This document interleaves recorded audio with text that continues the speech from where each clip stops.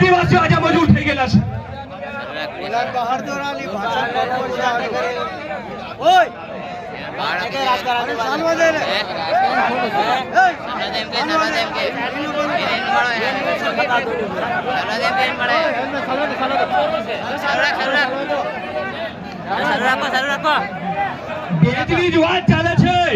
બેજની જ વાત ચાલે છે કે દેશનો મૂળ માલિક આજે મજૂર કેમ થઈ ગયેલો છે એની પૂર્વ ભૂમિકાની વાત કરવાની છે.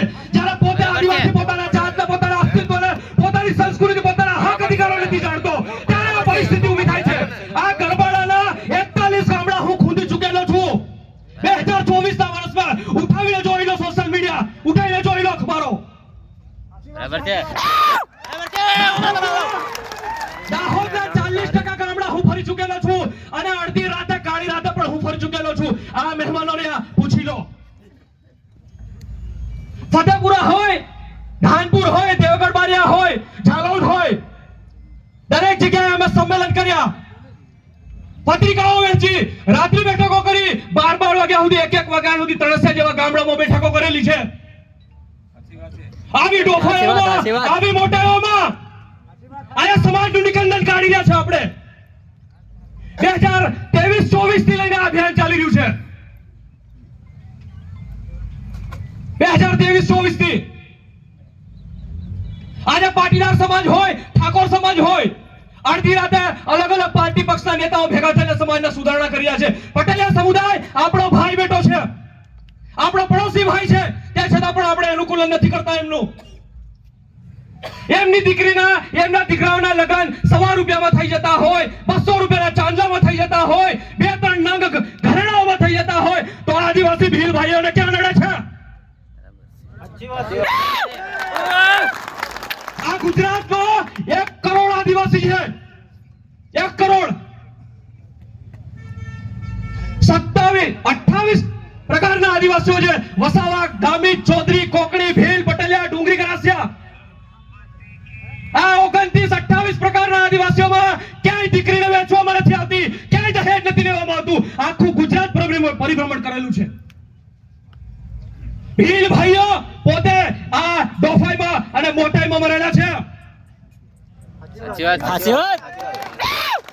આ 29 પ્રકારના આદિવાસીઓ ક્યાંય ખોટા ખર્ચા નથી કરતા. ભીલ ભાઈઓને નડે છે.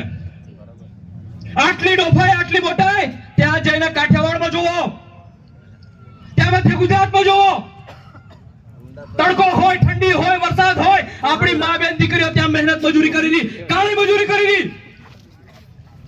ત્યાં શિક્ષણની વ્યવસ્થાની, પાણીની, પાયાની સુવિધાઓ નથી મળી. કોણે કર્યું આ ગુજરાતમાં અને આ ભારતમાં બીજા નંબરનો કુપોષિત જિલ્લો દાહોદ જિલ્લો છે. બીજા નંબરનો કુપોષિત જિલ્લો. 10મા 12માનું પરિણામ હોય તો છેલ્લે આપણો નંબર હોય દાહોદનો. કુપોષણમાં, ગરીબીમાં, સ્થળાંતરમાં, સિકલ સેલમાં દરેક જગ્યાએ આપણે ત્યાં સમસ્યા છે. આખા ગુજરાતમાં 1 કરોડમાં સૌથી વધારે વસ્તી ભીલ આદિવાસીઓની છે. અને ભીલ આદિવાસીઓ એવી કઈ વસ્તુ કરી રહ્યા છે જેના લીધે એને કાળી મજૂરી કરવી પડે છે?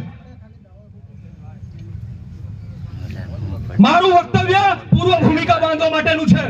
હું એની જ વાત કરીશ. આવનાર વડીલો અને મહેમાનો એમની વાત કરશે, બંધારણની વાત કરશે, બંધારણ વાંચવામાં આવશે, એની જ વાત કરશે. મને જે વક્તવ્ય આપ્યું છે, મારે જે પૂર્વ ભૂમિકા બાંધવાની છે, હું એ વિષયની વાત કરીશ.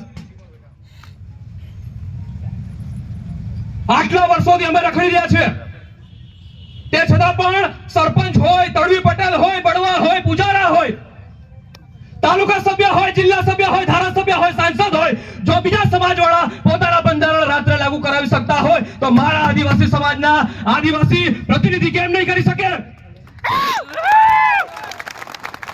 અમે ભીલ પંચની રચના કરી, અમે બંધારણ ઘડ્યું આખા જિલ્લાને સંકલનમાં લઈને. ગામમાં તળવી પટેલ છે, ગામમાં સરપંચ છે, તાલુકા સભ્ય છે, સરપંચના સભ્યો છે. શું આ બધા ભેગા થઈને બંધારણ લાગુ ના કરી શકે? 100% કરી શકે.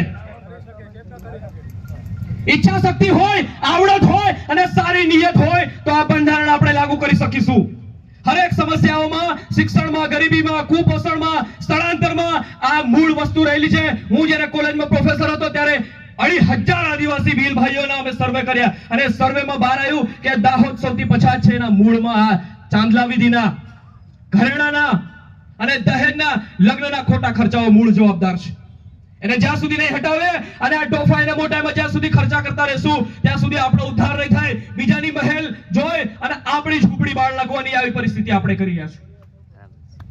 દેવું કરીને ઘી પી લેવાનું અને આખી જિંદગી મજૂરી કરવાની એ આપણે આપણા બાળકોને આપી રહ્યા છે. નર્મદા તાલુકાના 41 ગામના સરપંચો તળી પટેલ ને હું આહ્વાન કરું છું કે આપણે આપણી જિંદગી વેટાવી દીધી છે, આપણે જીવી લીધું છે. જ્યારે દુનિયામાં સતત પરિવર્તન આવતા હોય, દેશમાં, સમાજમાં, ધર્મ સંપ્રદાયોમાં સતત પોતપોતાના રિવાજોમાં, વ્યવહારોમાં પરિવર્તન થતા હોય તો આપણે કેમ નહીં? શું આપણે આપણા બાળકોને, આપણા ભવિષ્યને, આપણા સમાજને પેઢી દર પેઢી મજૂરીમાં ઠોકવો છે? એ આપણે નિર્ણય લેવાનો છે. આજે સબક લઈએ છીએ અહીંયાથી કે આવનારા મારા દીકરા દીકરીઓનું ક્યારે પણ અમે ખોટા ખર્ચા નહીં કરીએ. અરે આપણે એક પુરુષ તરીકે હું એક